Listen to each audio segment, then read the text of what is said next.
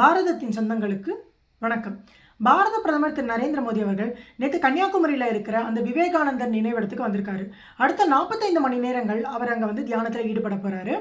இதை எதிர்த்து எதிர்கட்சிகள், அதாவது இந்த இண்டி கூட்டணியில் இருக்கிற கட்சிகள் எல்லாம் இது வந்து தேர்தல் விதிமுறைகளுக்கு புறம்பானது, இதை வந்து தடை பண்ணணும் அப்படின்னு சொல்லி எலெக்ஷன் கமிஷன் எல்லாம் கேட்டிருக்காங்க.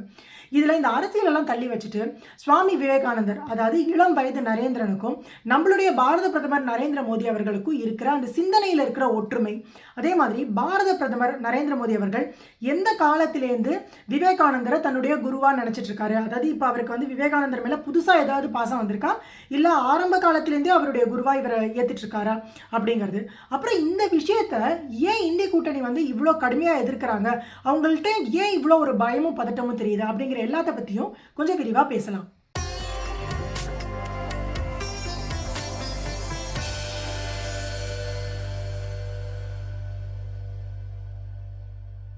இந்தியாவில் இறுதிக்கட்ட தேர்தல், அதாவது 7ஆம் கட்ட தேர்தல் வந்து 1ஆம் தேதி நடக்க போகுது.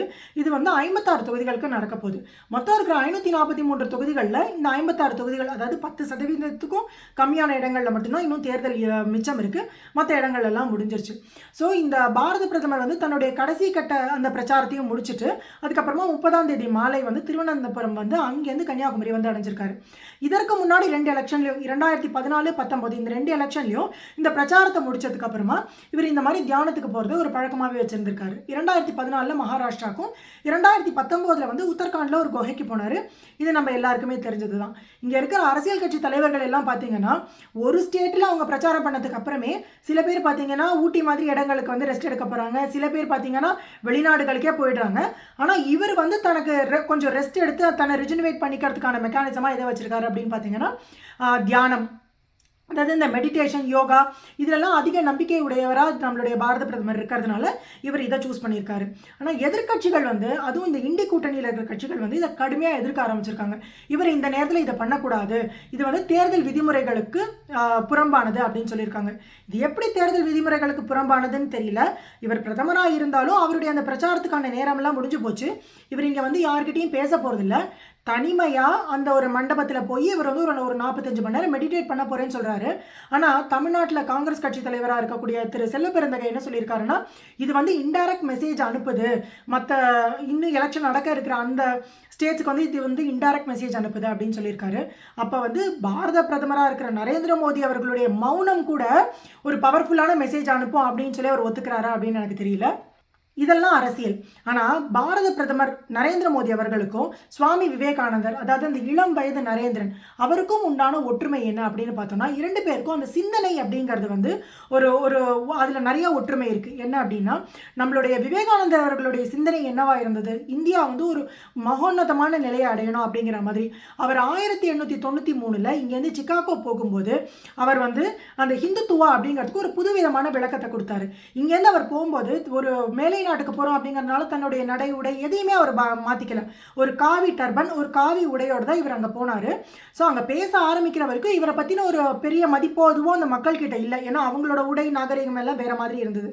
ஆனால் இவர் வந்து அங்கே ஹிந்துத்துவா அப்படிங்கிறதுக்கு ஒரு புது டெஃபினேஷனை கொடுத்தாரு. இவர் பேச ஆரம்பிக்கும் போது மை பிரதர்ஸ் அண்ட் சிஸ்டர்ஸ் அப்படின்னு சொல்லும்போது அங்கே அமெரிக்காவில் இருந்த மொத்த கூட்டமும் என்னையா அது ஒரு ஒரு சாதாரண ஒரு இன்னும் வளர்ந்து வர நாடு, இல்லை அந்த காலத்தில் இதை விடவும் நம்ம இன்னும் சாதாரண நிலைமையில் இருந்திருப்போமா இருக்கும், ஏன்னா பிரிட்டிஷ் ஆட்சியின் கீழே இருந்தோம்.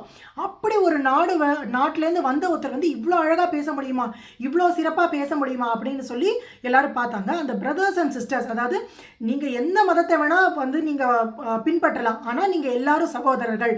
அதே விஷயத்தை தான் நம்மளுடைய பாரத பிரதமர் G20 மாநாட்டில் வசுதைவ குடும்பகம், அதாவது இந்த உலகம் முழுக்க ஒரே குடும்பம் அப்படிங்கிற அந்த கான்செப்டை கொண்டு வந்தார். அதே மாதிரி நம்ம பாரத பிரதமர் வந்து UN பேசும்போதும் கணியன் பூங்குன்றனாரோட யாதும் ஒரே யாவரும் கேளீர் அப்படிங்கிற அந்த வார்த்தைகளை சொல்லும் போதும் அதே எண்ணம் தான். இந்த உலகம் முழுக்க ஒரே மக்கள், நம்ம எல்லாருமே உறவு அப்படிங்கிற அந்த கான்செப்டை தான் அவர் கொண்டு வந்தார்.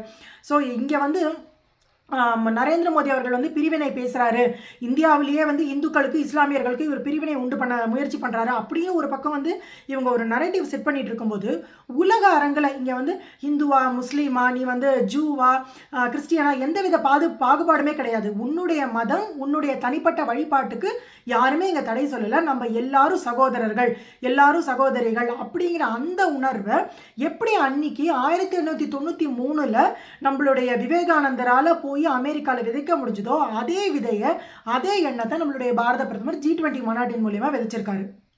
இரண்டாவது விஷயம், சுவாமி விவேகானந்தர் என்ன சொன்னார் அப்படின்னா, arise awake and stop not till your goal is reach. உன்னுடைய அந்த குறிக்கோளை நீ அடையிற வரைக்கும் எதற்காகவும் நீ நிறுத்தாத அப்படின்னு சொன்னார். அதே தான் நம்மளுடைய பாரத பிரதமர் வந்து ஒரு தாரக மந்திரமாக எடுத்து செயல்பட்டு இருக்காரு. உலகத்தில் 10வது பொருளாதாரமாக இருந்ததை இன்னைக்கு 5வது பொருளாதாரமாக கொண்டு வந்துட்டோம். நமக்கு மிகப்பெரிய பிரச்சனையாக இருந்த அந்த ஆர்டிகல் 370 நீக்கிட்டோம். அதே மாதிரி இந்த பக்கம் பார்த்தீங்க அப்படின்னு சொன்னால் ராமர் கோயில் 500 வருடங்களாக இருந்த பிரச்சனையை வந்து நீக்கிட்டோம். இதில் வந்து ஒரு சாராருக்கு வருத்தம் இருக்கும், இல்லை அது வந்து மக்களுக்கு கூட அதில் எந்த வருத்தமும் இல்லை. இதை வந்து கட்சிகள் தான் இங்கே பிளவுபடுத்த பார்த்தாங்க, அதுவும் எதிர்கட்சிகள் தான். இவங்க வந்து எப்பவுமே வந்து இவர் ஹிந்துத்துவா பேசுகிறாரு அப்படின்னு சொல்கிறாங்க. இந்த கோவிலை கட்டினது பார்த்தீங்கன்னா ஒரு ட்ரஸ்ட். இந்த ராமர் கோவில் வந்து சுப்ரீம் கோர்ட்டோட தீர்ப்புக்கு அப்புறமா தான் கட்டியிருக்காங்க. இந்த கோவிலை கட்டினது ஒரு ட்ரஸ்ட்டு. அந்த ட்ரஸ்ட்டை சேர்ந்தவங்க வந்து பாரத பிரதமரே நீங்கள் வரணும் பிராத பிரதிஷ்டைக்கு அப்படின்னு கேட்டிருந்தாங்க. அதனால இவர் போயிருந்தார். ஆனால் இதே இடத்துல இன்றைக்கி ராகுல் காந்தி அவர்கள் இது வரைக்கும் அவர் வந்து இந்த ராமர் கோவில் அயோத்தியாவில் போய் பார்க்கல. அவர் போய் பார்க்குறேன் அப்படின்னு சொன்னால் அதை வந்து காங்கிரஸ் கட்சியை சேர்ந்த யாராவது தடுக்க போகிறாங்களா? இல்லை, இவர் இப்போ போய் காங்கிரஸ் கட்சியை சேர்ந்த ராகுல் காந்தி அவர்கள் வந்து ராமர் கோவில் போகிறதுனால உத்தரப்பிரதேசத்தில் இல்லைனா இன்னும் உத்தரகாண்டில் தேர்தல் இருக்குது, இன்னும் வெஸ்ட் பெங்காலில் தேர்தல் இருக்குது, மக்கள் எல்லாரும் வந்து இந்தி கூட்டணிக்கு ஓட்டு போட்டுருவாங்க அப்படின்னு சொல்லி பாரதிய ஜனதா கட்சியை சேர்ந்து யாராவது சொல்ல போகிறாங்களா? நிச்சயமாக கிடையாது. இது வந்து மக்கள் எல்லாரும் இந்த மாதிரி பிரிவினைவாதம் இல்லாமல் இருக்கணும், சண்டை இல்லாமல் இருக்கணும் அப்படிங்கிறதுக்காக ஒரு லீகல் சிஸ்டம் மூலமா கொண்டு வரப்பட்ட தீர்ப்பு தான் இந்த ராமர் கோவில். ஆனால் அதை கூட பிரிவினைவாதமாக பேசுறது அப்படிங்கிறது இந்தி கூட்டணிக்கு வந்து ஒரு ரொம்ப சாதாரணமான விஷயமா போச்சு.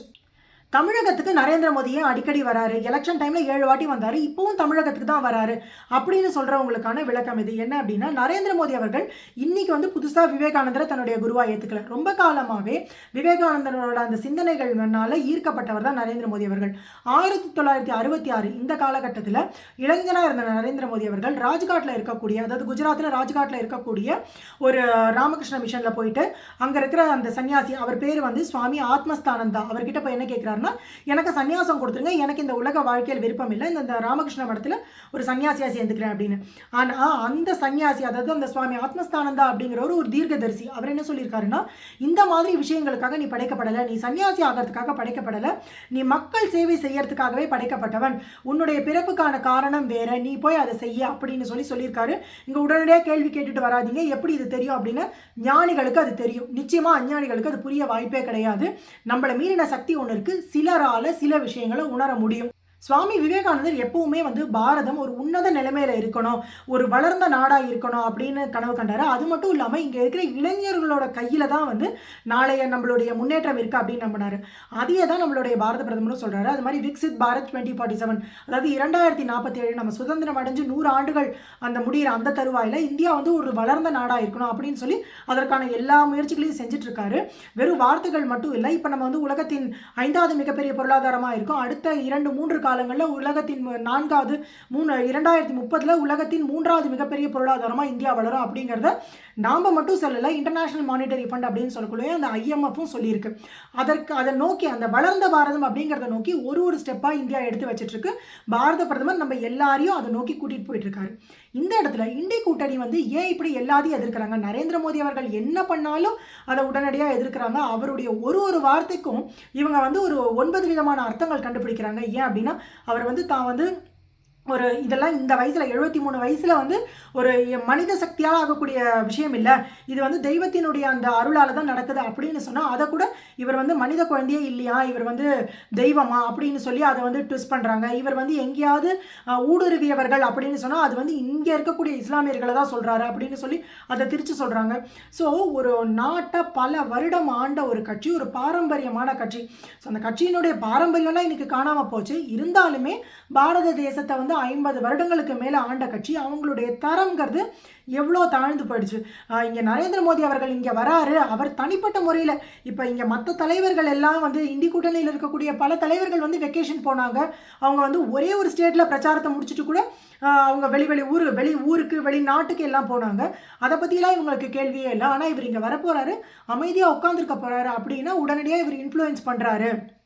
இதை வந்து வட மாநிலங்கள்லாம் இன்னும் எலெக்ஷன் பாக்கி இருக்குது, அதனால இவர் இன்ஃப்ளூயன்ஸ் பண்ணுறாரு அப்படின்னு ஹிந்துத்துவா அப்படின்னு பேசினா, இவர் இந்த இடத்துல மட்டும் தான் ஹிந்துத்துவா அப்படின்னு காமிச்சிக்கல. இவர் வந்து தான் ஒரு ஹிந்து அப்படிங்கிறதுல ரொம்ப ஃபேமாக இருக்கார். அதில் அவருக்கு வந்து எந்த விதமான தான் ஹிந்துங்கிறத காமிச்சிக்கிறதுல அவருக்கு எந்த விதமான மாற்று கருத்தும் இல்லை. ஆனால் இந்த நாடு செக்யூலர் தான், இங்கே இருக்கிற எல்லாருக்குமான பிரதமர்னா அப்படிங்கிறதையும் அவர் தெளிவாக தான் இருக்கார். இங்கே எந்த இடத்துலையும் இஸ்லாமிய சகோதரர்களுக்கு எதிரான எந்த ஒரு விஷயத்தையும் பண்ணலை. ஆனால் அந்த சிஏஏ உட்பட எல்லாத்தையுமே வந்து இது ஒரு சாராருக்கு எதிரானது அப்படின்னு சொல்லி ட்விஸ்ட் பண்ணுறதுல மட்டும்தான் வந்து இந்த எதிர்கட்சிகள் இருக்காங்க. இவங்க இந்த ட்விஸ்ட் பண்ணுற வேலையை விட்டுட்டு இவங்க கட்சி ஜெயிக்கிறதுக்கு என்ன பண்ணலாம் அப்படின்னு யோசிச்சிருந்தா கூட இந்த 50 சீட்டு அப்படின்னு சொல்றாங்களே, அதை விட இன்னொரு கூட 4-5 சீட்டு வாங்கியிருக்க வாய்ப்பு இருக்கு. இவங்க வாங்குறாங்களோ இல்லையோ பாஜக வாங்கக்கூடாது அப்படிங்கிற ஒரு கனவுல மட்டும்தான் இருக்காங்க. நம்மளுடைய முன்னாள் ராணுவ வீரராக இருந்த திரு மேஜர் மதன்குமார் அவர்கள் வந்து பல வீடியோவில் சொல்லுவார் என்னன்னா, நம்ம வந்து இந்தியா அப்படின்னாலே இமயம் முதல் குமரி வரைன்னு சொல்லிட்டு இருக்கோம். அந்த மாதிரி இல்லாமல் இந்தியா குமரியில் தொடங்குது, இமயத்தில் முடியுது. நம்ம தொடக்கம் அப்படின்னா நம்ம குமரியை தான் சொல்லணும் அப்படின்னு சொல்லுவார். அது மாதிரி இந்த 2024 வருடத்தினுடைய தொடக்கத்தையே பார்த்தீங்கன்னா நம்மளுடைய பாரத பிரதமர் வந்து இங்கே தென்கோடியில் தான் ஆரம்பித்தார். அடுத்தபடியாக அவருடைய மோடி 3.0, அதாவது மோடி வந்து 3வது முறையாக பாரத பிரதமராக பதவி ஏற்றுக்க போகிற அந்த நிகழ்வையும் பார்த்தீங்கன்னா இப்போ இங்கே வந்து தியானம் பண்ணி இதுக்கப்புறம் தான் தொடங்க போகிறாரு. இந்த குமரியில் தான் இந்தியா தொடங்குது அப்படிங்கிறத வந்து தெளிவாக உலகத்துக்கு சொல்லியிருக்காரு நம்மளுடைய பாரத பிரதமர். பாரத புண்ணிய பூமி அப்படின்னு சொல்லக்கூடிய இந்த பாரத தேசத்தில் இது வரைக்கும் பல தலைவர்கள், ஞானிகள், அரசர்கள் எத்தனையோ பேர் இருந்திருக்காங்க. நம்மளுடைய பாரதத்தை மிகச்சிறந்த வழியில் முன்னெடுத்தி போயிருக்காங்க. அதே மாதிரி இன்னும் எத்தனையோ தலைவர்கள் வரப்போகிறாங்க. ஏன்னா இது நரேந்திர மோடி அவர்களோட முடிய போகிறதில்ல. ஆனால் இந்த அமிர்த் கால் அப்படின்னு சொல்லக்கூடிய இந்த அமிர்த காலத்திலையும் அதே மாதிரி விகசித் பாரத் 2047 அப்படிங்கிற அந்த உன்னதமான வளர்ந்த நிலையை நம்ம பாரதம் அடைகிறதுக்கு நமக்கான ஒரு மிகச்சிறந்த தலைவர் நரேந்திர மோடி அவர்கள் அப்படிங்கிறதுல எந்த விதமான மாற்று கருத்து யாருக்குமே இருக்க முடியாது. இந்த காணொளி பத்தின உங்களுடைய கருத்துக்களை கமெண்ட்ஸ்ல சொல்லுங்க.